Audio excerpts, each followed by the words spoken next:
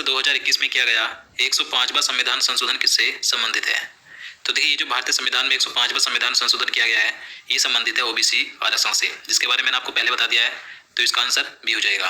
अगला क्वेश्चन है, 105वें संविधान संशोधन के तहत ओबीसी सूची बनाने का अधिकार किसे दिया गया है? तो देखिए, 105वें संविधान संशोधन के तहत अब ओबीसी सूची बनाने का अधिकार किसे दिया गया है? तो भारत के सभी राज्यों और केंद्र शासित प्रदेशों को दिया गया है। ये सभी अब अपने राज्य में अपनी मर्जी से ओबीसी सूची बना सकते हैं, किसी भी जाति के लोगों को ओबीसी में शामिल कर सकते हैं, तो इसका आंसर बी हो जाएगा। अगला क्वेश्चन है, संविधान संशोधन किस अनुच्छेद के तहत किया जाता है? तो देखिए, भारतीय संविधान में जो संविधान संशोधन किया जाता है, 21 अनुच्छेद के तहत किया जाता है, अनुच्छेद 368 के तहत, तो इसका आंसर ये हो जाएगा। तो देखिए, भारतीय संविधान के भाग 20 के अंतर्गत अनुच्छेद 368 में संविधान संशोधन की प्रक्रिया दी गई है। और देखिए, जो संविधान संशोधन किया जाता है, ये 3 विधियों से किया जाता है, यानी कि इसमें 3 विधियों को अपनाया जाता है। कौन कौन सी विधि है? तो पहला तो साधारण विधि है, यानी कि साधारण विधि द्वारा संशोधन किया जाता है। दूसरा है विशेष बहुमत द्वारा, संसद के विशेष बहुमत द्वारा संशोधन किया जाता है। तीसरा है संसद के विशेष बहुमत और राज्य के विधानमंडलों की स्वीकृति से संशोधन। अब ये जो तीनों विधि है, इनके बारे में आपको एक एक करके बता दूं। तो यहाँ पर सबसे पहले बात करें साधारण बहुमत की। तो देखिए, साधारण बहुमत में सदन में उपस्थित सदस्यों का 20% से अधिक होना चाहिए, तभी साधारण बहुमत से संशोधन होता है।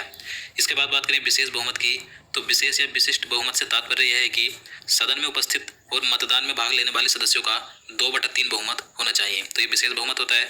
इसके बाद बात करें विशेष बहुमत और राज्यों का अनुसमर्थन।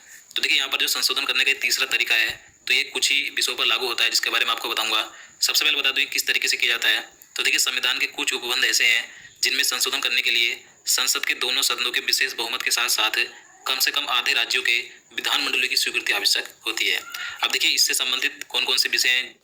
तो राष्ट्रपति का निर्वाचन जो कि अनुच्छेद 54 में है, तो अगर इसमें कोई संशोधन करना है तो ये तीसरा तरीका अपनाया जाता है संशोधन करने का। इसी के साथ राष्ट्रपति निर्वाचन की कार्य पद्धति जो कि अनुच्छेद 55 में है, तो उसके लिए भी संशोधन करने की तीसरी विधि अपनाई जाती है। संघ की कार्यपालिका शक्ति का अगर विस्तार करना है, उसमें संशोधन करना है, तो उसके लिए तीसरा तरीका अपनाया जाता है। और राज्यों की कार्यपालिका शक्ति का विस्तार के लिए भी, केंद्र शासित क्षेत्रों के उच्च न्यायालय के लिए भी, संघीय न्यायपालिका के लिए भी और राज्यों के उच्च न्यायालय के लिए भी संघ एवं राज्यों की विधायी संबंध में ये तरीका अपनाया जाता है। 7वीं अनुसूची का अगर कोई विषय उसमें संशोधन करना है, तो उसके लिए तीसरा तरीका अपनाया जाता है। संसद में राज्यों का प्रतिनिधित्व करने के लिए भी तीसरा तरीका अपनाया जाता है। और संविधान संशोधन की प्रक्रिया में संबंधित उपबंध में अगर कोई संशोधन करना है, तो उसके लिए भी तीसरा तरीका अपनाया जाता है। तो आपको सभी याद रखने हैं। चलिए अगला क्वेश्चन देखते हैं। अभी तक भारतीय संसद में कितने संविधान संशोधन विधेयक लाए जा चुके हैं? तो देखिए, महत्वपूर्ण क्वेश्चन हो जाता है। आपसे ये क्वेश्चन पूछा जा सकता है कि अभी तक यानी कि अगस्त 2021 तक भारतीय संसद में कितने संविधान संशोधन विधेयक यानी कितने बिल आ चुके हैं? तो 127 बिल आ चुके हैं, तो इसका आंसर सी हो जाएगा। और देखिए, बात करें कि अभी तक भारतीय संविधान में कितने संविधान संशोधन हो चुके हैं, तो 105। तो आपको दोनों संख्या याद रखनी है, दोनों महत्वपूर्ण है ये। इसके बाद बात करें संविधान संशोधन विधेयक सबसे पहले किस सदन में लाया जाता है? तो इसका आंसर सी हो जाएगा, किसी भी सदन में। यानी कि देखिए, ये जो संशोधन करने का, संविधान संशोधन करने का ये जो बिल लाया जाता है, विधेयक लाया जाता है, तो ये जरूरी नहीं कि पहले लोकसभा में आए या पहले राज्यसभा में आए, ये किसी भी सदन में इसे पहले लाया जा सकता है, तो याद रखना है। अगला क्वेश्चन है, भारतीय संविधान में प्रथम संविधान संशोधन कब हुआ था? अब देखिए, ये क्वेश्चन कई बार एग्जाम में पूछा जाता है। भारतीय संविधान का पहला संविधान संशोधन कब हुआ था? तो 1951 में हुआ था, तो इसका आंसर बी हो जाएगा। देखिए, इस संविधान संशोधन द्वारा 2 नए अनुच्छेद 31 क और 31 ख जोड़े गए थे। इसी के साथ भारतीय संविधान की 9वीं अनुसूची को इसमें शामिल किया गया था, ताकि भूमि सुधार कानूनों को चुनौती दी जा सके। और देखिए, जो अनुच्छेद 19 है, तो इसमें वाक और अभिव्यक्ति की स्वतंत्रता पर प्रतिबंध लगाने के लिए आधार जोड़े गए थे। ये कौन कौन से थे? तो लोक आदेश, अपराध करने के लिए उकसाना और विदेशों के साथ मैत्रीपूर्ण संबंध बनाए रखना। तो ये सभी बातें पहले संविधान संशोधन में जोड़ी गई थी। अगला क्वेश्चन है, किस संविधान संशोधन के द्वारा 9वीं अनुसूची जोड़ी गई थी? तो देखिए, मैंने आपको पहले बता दिया है कि प्रथम संविधान संशोधन अधिनियम 1951 के द्वारा 9वीं अनुसूची को भारतीय संविधान में जोड़ा गया था, तो इसका आंसर ये हो जाएगा, प्रथम संविधान संशोधन के द्वारा।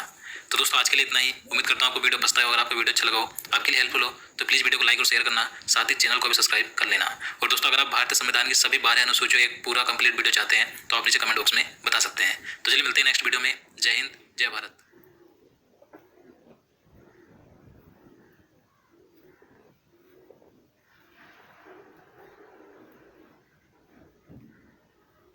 नमस्कार, जय हिंद, वंदे मातरम। दोस्तों, स्वागत है आप सभी का गुरुजी वर्ल्ड एग्जाम स्टडी प्लेटफॉर्म में। राष्ट्र हित में शिक्षा, this is Dheeraj Dwivedi from Guruji world. दोस्तों, आज की यह वीडियो यूट्यूब पर